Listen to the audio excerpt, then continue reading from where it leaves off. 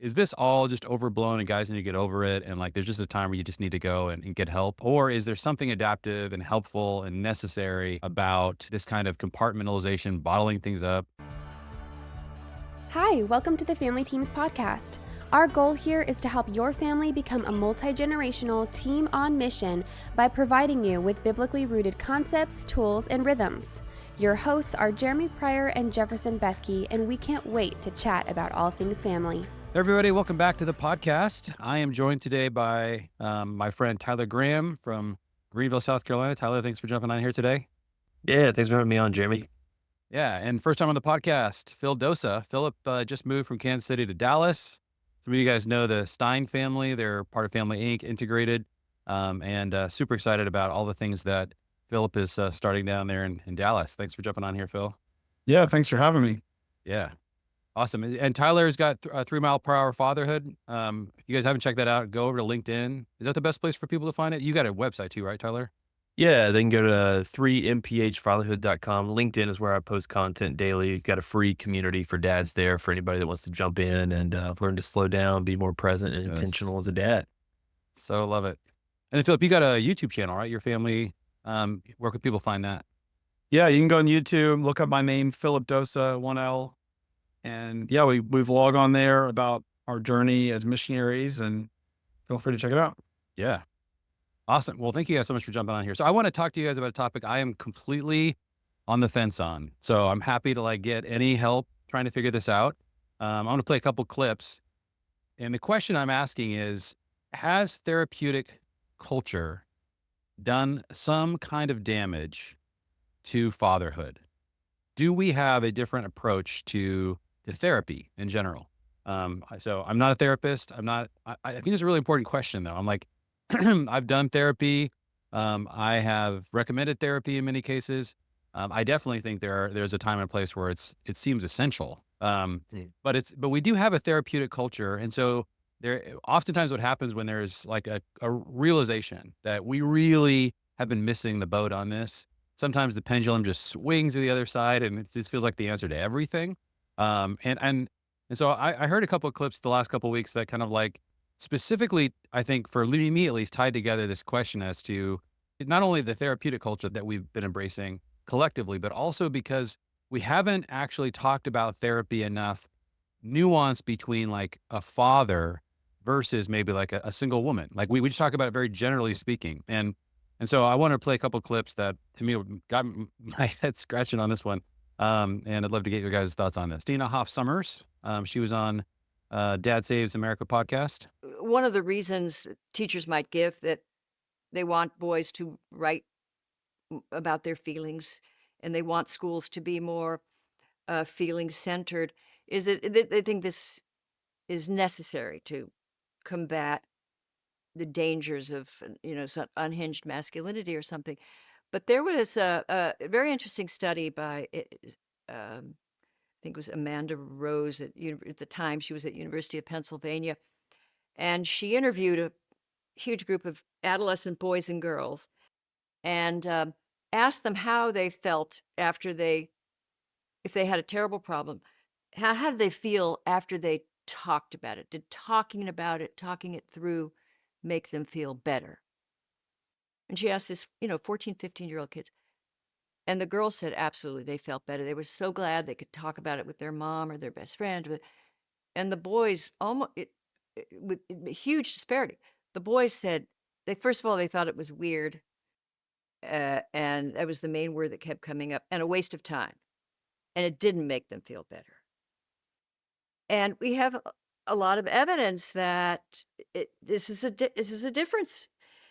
So most people rush in and say, well, that's not good for the boys. But actually what they found was that the boys were a little more stoical and could sort of compartmentalize and move on. And the girls were ruminators. When they had a problem, they wanted to talk about it, and they thought about it, and they ruminated. And these psychologists concluded that maybe girls would be better off if we encouraged a little more stoicism. Rather than spending all our efforts to get the boys to be ruminators and constantly talking about how I felt and what it meant. And which most of them don't want to do. And any mother of a boy will, or father might know about this. But what if it turns out that that's adaptive, and that what the boys are doing is maybe helpful to them? And maybe we've, in this highly therapeutic society where we're so focused on people's emotional states and things, maybe girls have a tendency for that. Maybe we've exaggerated it, and now they have to cope with all of the highs and lows that can be brought on by this social media, and what people are saying about you, what's going on, all that. It may be just impossible. So it just may be unfortunate uh, that all of these things have come into play at once, and the sensitivity of girls, which we have encouraged, is helping, uh, adding to the misery. Okay, so I find that really interesting observation. So that's kind of setting us up. There's one more clip I want to show you guys, and then we'll dive a little bit deeper. I just want to highlight her point. There's 2 points I think that she's making that I think I don't really hear very often. One is to draw the distinction between how we treat males and females in this area. Like it feels like that's gotten very combined. But then she uses this word, maybe it's adaptive for men to be able to compartmentalize their feelings. Maybe the assumption that we need to be treating boys like girls is overplayed, or that we need to think about human beings as essentially androgynous. How do you decide what's adaptive for a male or female? And our answer to that is really, I think, specific, and I don't hear very often, which is the definition of what's adaptive is what is going to turn that girl into a good mother someday, or what is going to turn that boy into a good father. That fatherhood and motherhood are the anchor points for gender. This is not something that people in our culture believe, but it's something I believe is really clear in Scripture, that the male and female characteristics are created in order to create a certain kind of family, regardless of whether or not you actually start a family. That's why those genders exist. You can see it biologically, it's incredibly obvious. But I think that also sociologically, emotionally, spiritually, the differences exist in order to create a pair bond between a man and a woman, a male and female, a husband and wife, a mother, father, and for that to be maximally stable and helpful for the creation of a family. And so that's, I think, why when you start to ask the question, is embracing a therapeutic culture maladaptive for men? Then the question I think you're really asking is there something different about fatherhood that makes a father approach therapy differently than a mother, or a boy versus from a girl? And so it's interesting to me, the whole like, oh, that's weird, or it's just like these adolescent boys having this reaction. If they're preparing, everything inside them is preparing to someday be a father, then maybe there's something there. This is, again, I'm on the fence. I'm really curious what your guys' thoughts are. I want to bring one more voice into this, and then I want to hear your guys' thoughts. So this guy, Dwayne Knoll, I don't know if you guys are familiar with him. He's the Dry Creek Ranger School, just man's man on YouTube. He's like, this guy's clips are kind of legendary. He just sits there smoking a cigar and with his giant beard talks to men about male issues all the time. And it's kind of like the father you never had. But it seems like he comes straight out of an era that's at least like 80 years old. Anyway, Chris Williamson had him on his podcast, and they had all kinds of kind of mind-blowing discussions. It was like the modern world was colliding with this ancient world. And that's what I mean, of course, I love seeing these collisions. But then they started having this conversation about therapy, and I was like, oh, this is going to get interesting. So I'll play this for you guys, and then get your thoughts on this. How do you come to think about that balance between the hardness and the softness in men? I'm still old school. I'm still very old school. Now there comes a point where it can be debilitating to those around me. Okay. If I bottle everything up inside so that I get to the point that I am toxic or debilitating to those around me, then I need to get some help. But as long as I'm not, I don't need to add more burden for them to carry. That's just me. Can you be a bit more specific about what that is, how that shows up for you? Um,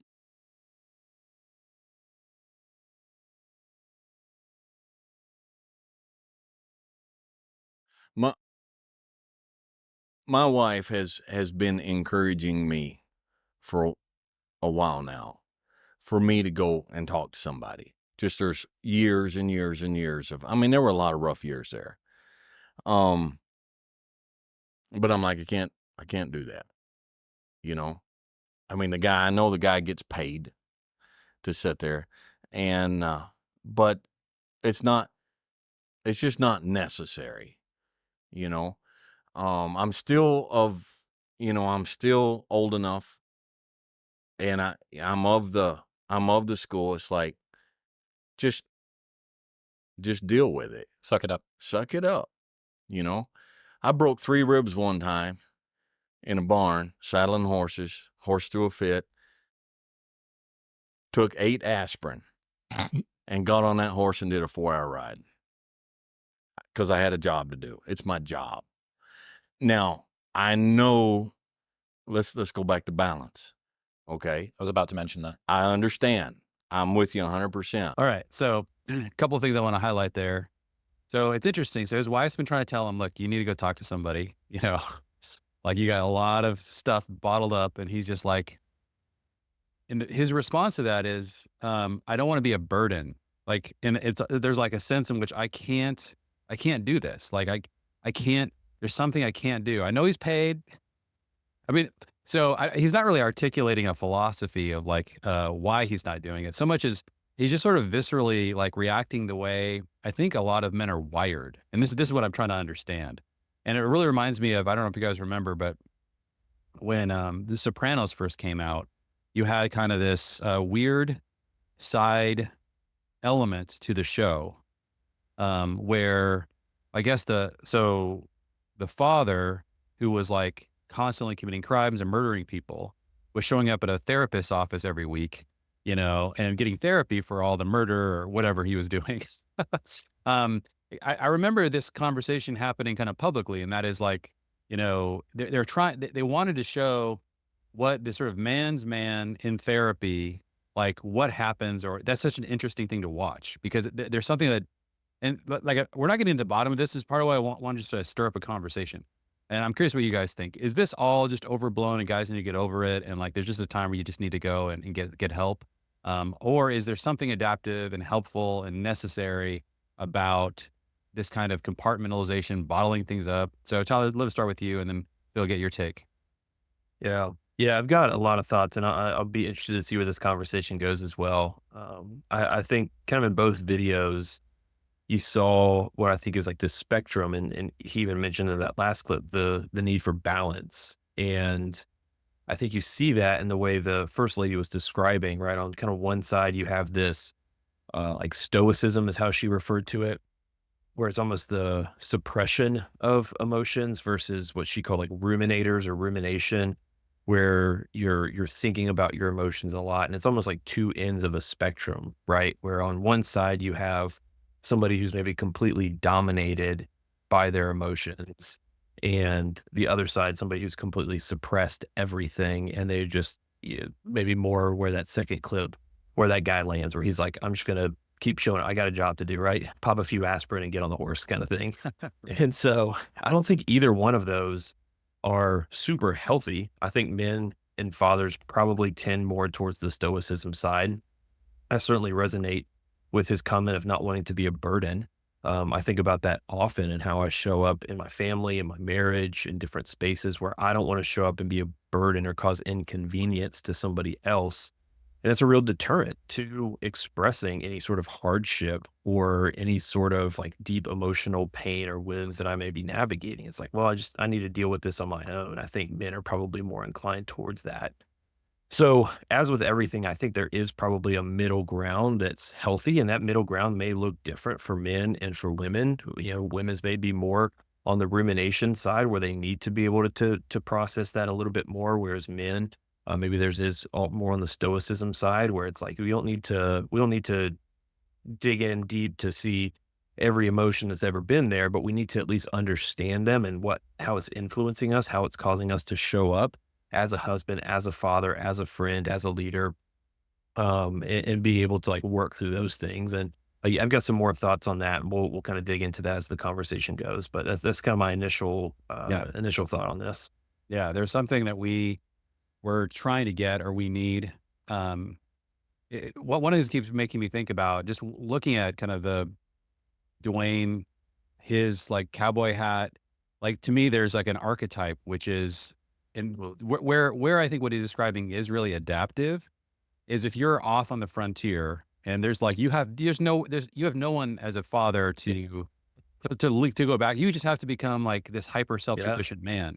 And I think that to the extent that that's your archetype for fatherhood and masculinity, this is going to be really hard for you to do. Yeah. It's like, yeah, I'm not built for this modern world. Yeah.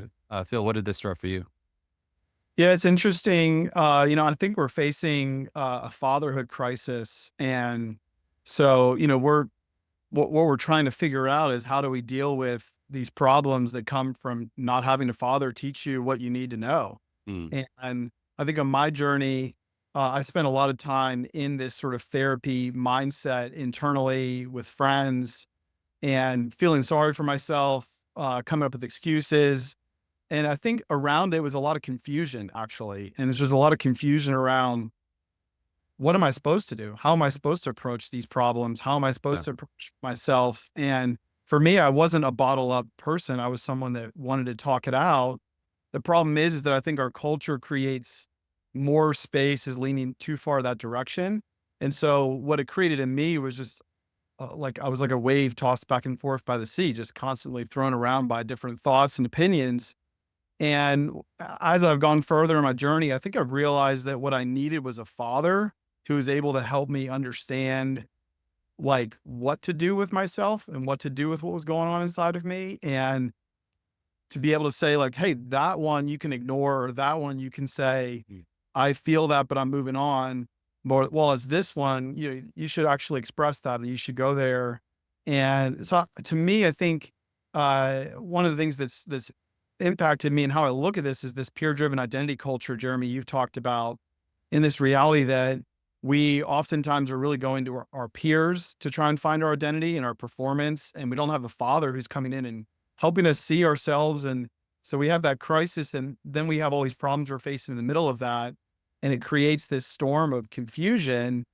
I think as much as needing to express emotion, it's this like, I'm confused about what I'm supposed to do and how I'm supposed to do it. And I think in that either side you go on it, you end up hurting yourself and other people if you get into the extremes on it. And so I think that's some thoughts I have on it. Yeah.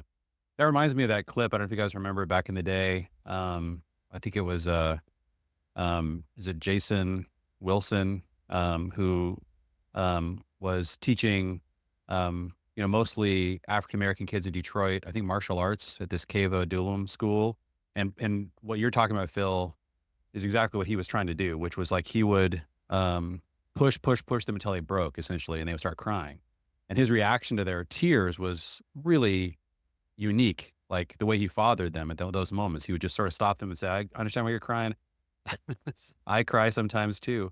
But as a man, you have to be able to push that down and push through. And so I want you to write, like that would not be the end of the lesson. That would be like the middle of the lesson. Like that's the thing you have to overcome. You got to overcome that emotion, that thing you're feeling. And that's a very different approach. And I love what you're saying, Phil. Like, yeah, we were designed to be fathered through these emotional questions as opposed to, but now that the choice is between therapy and just in confusion, it seems like you're saying like, we're just kind of lost in the emotions. Yeah. Tyler, I know that you want to drill down another layer. I'm curious what your thoughts are on that. Yeah. So one of the things too that I think, and I feel like I've seen you post about this before, Jeremy, where so much of therapy culture today is almost looking for, people go to therapy to look for something or someone to blame for their problems, right? Where they're going to understand, to almost validate why, or validate is probably not the right word, but to vindicate why they feel a certain way.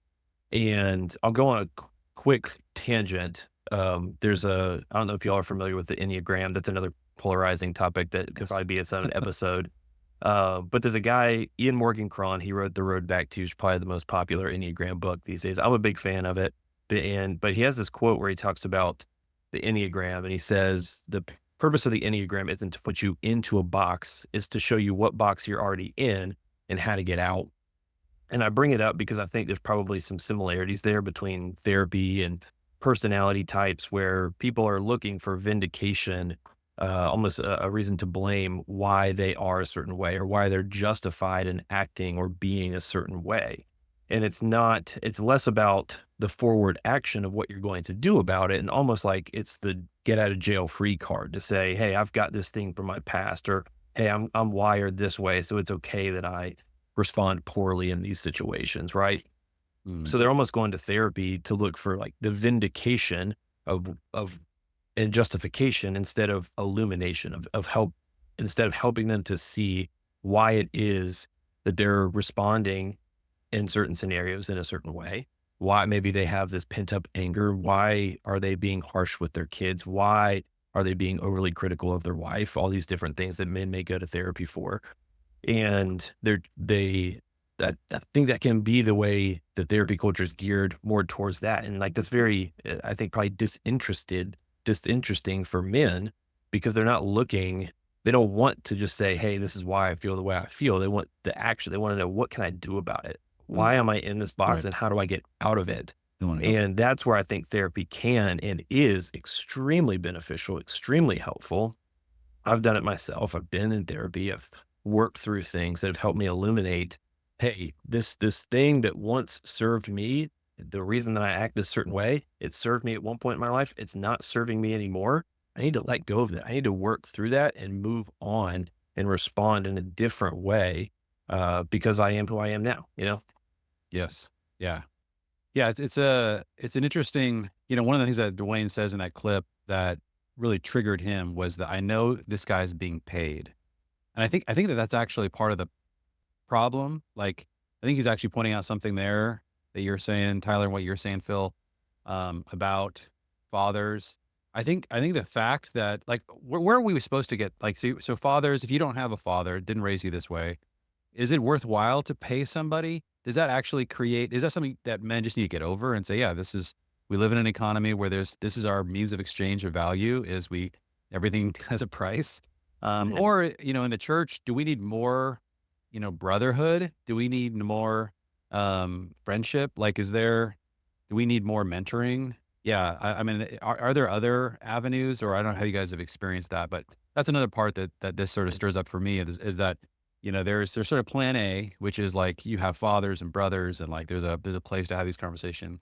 And maybe there's plan B, which is like, okay, like you got friends, you have mentors, you have, like brothers in Christ or, and then there's maybe there's plan C, which is like, yeah, now I need to pay for this because I don't know if, so I'm curious if that's part of what he was getting at. But yeah, Phil, what else, anything else this is kind of bringing up as you're thinking about this?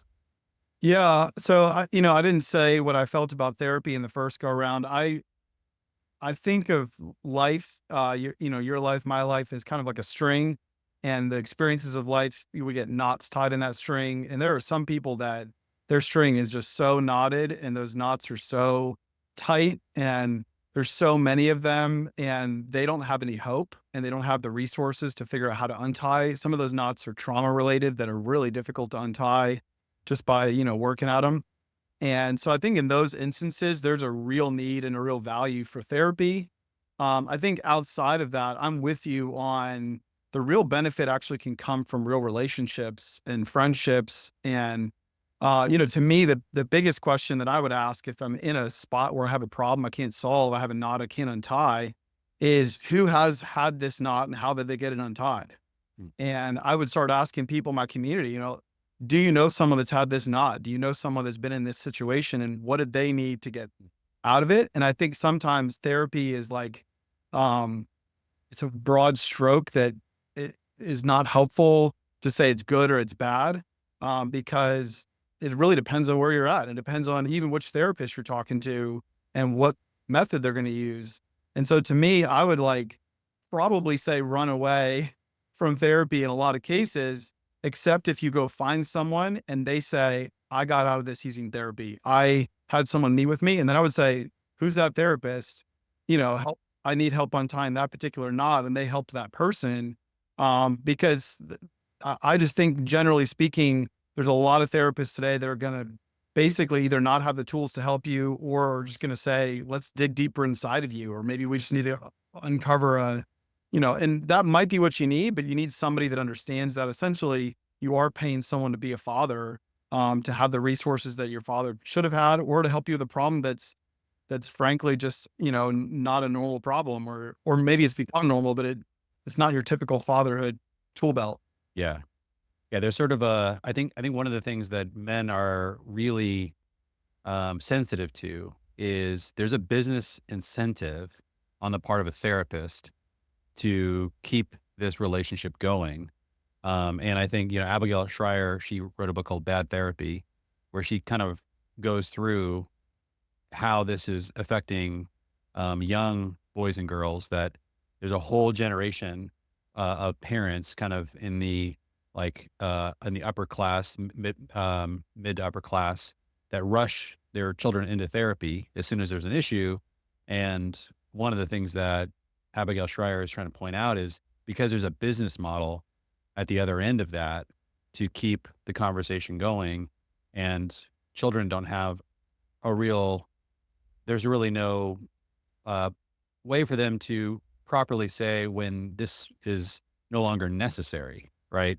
That it tends to go on until there's a rumination where, the ruminating is actually becoming counterproductive to the client in that situation. So I think that happens. And I think that men are like, part of what I hear Dwayne saying, and maybe being sensitive to, is just like, okay, you need to know why you're going, and you need to go for that reason, like you would to a doctor, or you need to know what the answer, like what you're saying, Phil, what I really needed was this. I didn't have that.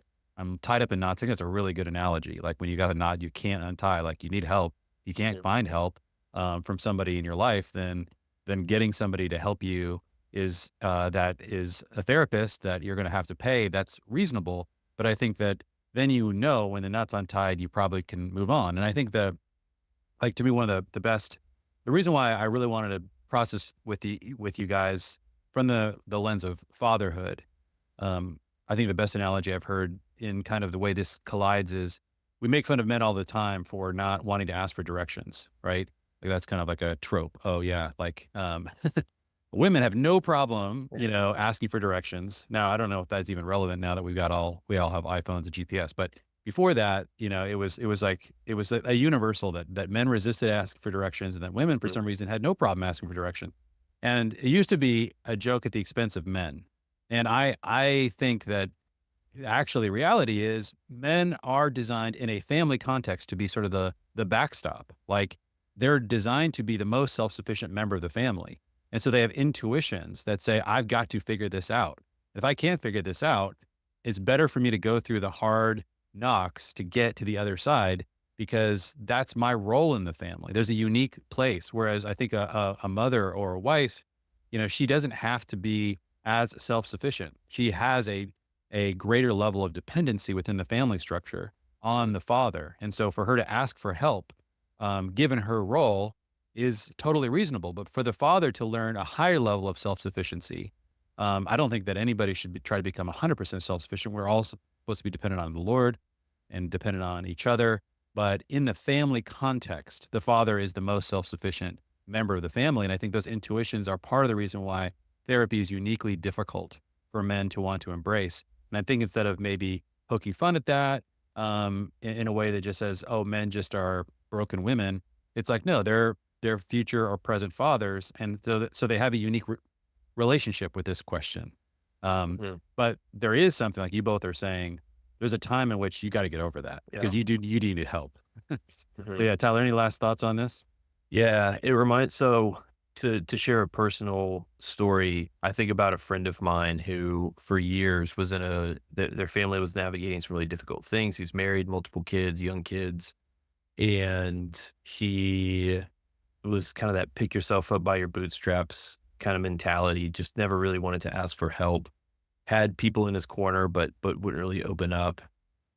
And after a year or two of just kind of distancing himself more and more, he ended up leaving his wife and kids. And I remember talking to him the morning after he moved out. It's like 6 in the morning. We're on a cold sidewalk outside of a gym, and I'm like, how could you let it get to this point? How could this happen? And I'll never forget what he said. He was like, I've been working so hard for so long, and look where it got me. He was like, I have to try something different. And it's like this picture of what I call like treadmill fatherhood, where you're working really hard, you're churning, you're putting in all this effort, but you're not actually going anywhere. And that's the place where I caution dads to be aware of, and even mentioned it. Dwayne mentioned it in the last one, right? If you're becoming a detriment to your family or to your spouse, to your kids, like that should be an indicator that something is needed. Like that you're not designed to just put your head down and push through all of this until either it gets better or you break. Like there are other options. Again, therapy might not be. You may have brothers that you can get around a fire with and have a glass of bourbon and a cigar, and like that's what your soul needs. I'm a big proponent, advocate for that. Find that if you don't have it. Um, but I do think like having the courage, the confidence to say, hey, things are falling apart here. I'm really struggling. I need to be able to grasp on to something or someone else, whether again, brothers, whether it's a paid therapist. I think the fact of merely paying somebody sometimes, for me, at least, like that eliminated that feeling of a burden for me. I'm like, I'm literally paying this guy to do what he's supposed to do. And like I can go in and I can just talk about myself for an hour and not feel the burden of like reciprocation. That I think was actually helpful for me. And so I think those are the things that I want to caution dads against, of feeling like there aren't other options if you're getting to a breaking point where you feel like things are about to fall apart. Well said. Yeah, there's definitely that point, man. And we need to do whatever it takes to become the kind of man. It's not going to be helpful for you to break. Right. The worst Yeah. possible scenario. Yeah. There's no For honor somebody's in gonna that, happen. right? It's not an honorable thing as a dad to resist help to the point where you break and your family falls apart. Yeah. Because now, years later, I'm still picking up the pieces, helping to pick up the pieces of what he left behind. And it's heartbreaking. It's heartbreaking. Yeah. Yeah. So much of what we're wrestling with right now as a culture is picking up the pieces because of broken men who were unable to find a way to untangle those knots before they really became that detriment. Yeah. Phil, any last thoughts that you had on this? Yeah, I agree with what Tyler said here. And, my thought for that person who's in an extreme situation, and for the person that feels maybe like they're listening to this and like, I'm doing okay, I'm fine, I can keep going. To me, I really think what we need to recognize is that we have a crisis where we no longer have community of elders, community of men, and we can't wait for that to fix itself and then rejoin. We have to go join. We have to go jump in with men in our communities. We have to find older men. We have to find men who are broken or confused as we are, or who have figured some of this stuff out. And we have to start to go and talk and share. And I think this idea, not wanting to be a burden, we've got to face that head on. Like, we are meant to lock arms. We're meant to be brothers, not meant to do it alone. And so we have to not let go of the need for each other as a reality that our culture's rejected, but we can't reject it. We have to go in and say, okay, I'm going to force this to work, even if it doesn't work. Like, even if it's just showing up, and just, that's the starting point to create what we need for our sons, what we need for the future, is the elders at the gate, where we can come together and we can talk about what's happening. We can receive wisdom and insight from older men. And I actually think that a lot of them have it. And a lot of them have the answers to those questions, and they've wrestled in the dark, but they've wrestled and they've figured out some stuff. And we just got to go and build those communities, those cultures. And I think that we can do that in a church context. I think there's broader spaces for that, and we should not limit ourselves to can I find a group of men that are all in one place together already, but instead like go find them on individual coffees and then maybe get them together, maybe have them over for dinner together, go build those communities because we need them. Yeah. Very well said. Well, thank you guys so much. Sometimes I just love to like tease out a topic in real time where I can sense there's really strong arguments on both sides. Like there's a really strong fatherhood argument for like increasing your ability to sometimes suck it up and get through things. And then there's a really strong argument for there's a brokenness in our culture and men need help and we need to help each other better. And so how do we navigate that? I think so I want to like kind of tease out to the surface just the intensity of that tension. And this has been a really, really helpful conversation. Thank you guys both for doing this. Before we leave, I'm curious if there's anything else or anywhere else that people can find you guys on. Phil, you guys got a new business, right? You guys are getting started? Yeah, we're working actually on a business to tell stories for brands and a ministry that's also about story. And the basic idea is that we're all searching for peace as a part of our search. We look to our purpose to find peace, and we can't find peace in that place. And telling those authentic stories as businesses of what's really gone on in our story is a way for people to see us and to understand how the kingdom connects with business. So that's something I'm working on. Excited for that to come out next year. Awesome. Yeah. So stay tuned. And if you're in the Dallas area or the Greenville area or the Cincinnati area and you're looking for a fire and some guys, let's like get together and hang out. Let's like, let's make this happen. Oh yeah. Awesome. Sweet. Well, thank you guys so much for jumping on here today. Thanks, Jeremy. Thank you for listening to the Family Teams podcast. If you're enjoying this content or have learned something new, please make sure to leave a rating and review and share with a friend. To stay up to date with our events, new content, and products, you can follow us on Facebook and Instagram @Family Teams.